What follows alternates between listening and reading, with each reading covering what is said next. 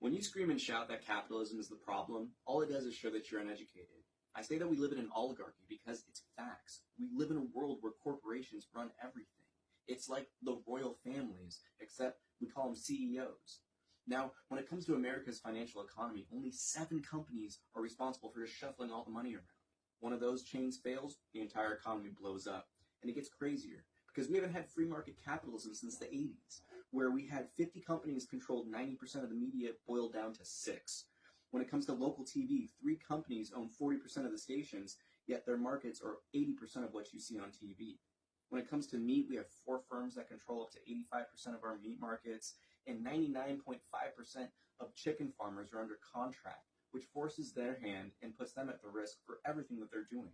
It gets crazier because 80% of what you see on your shelves, that's owned by 3 companies. Doesn't matter if you see it as organic or not. But here's where it gets crazy, because you really only have 3 companies responsible for owning majority shares in up to 88% of the companies on S&P 500. BlackRock, Vanguard, and State Street. Meaning they can rig the markets against each other and they get all the profits from it. Now, what's really unfortunate is that all these corporations are the ones that are choosing the market prices, inflation, stalling innovation, you name it.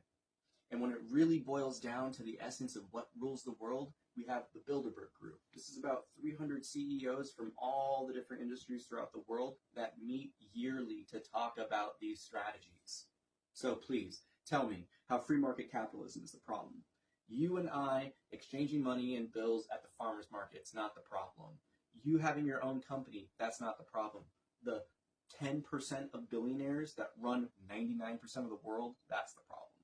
Royalty never ended like they taught us in schools. They just changed titles. CEOs marrying executive directors, COOs marrying CFOs for other companies. It's all one big incestuous cluster. So you gotta ignore what they taught you in school. The royal families, maybe in title, ended, but in reality, in terms of the rule and power that they have on our world, it never ended. But it's an oligarchy nonetheless. A free market capitalistic society is the world we all want to live in, because then we have choice, we have options. But we don't live in that anymore.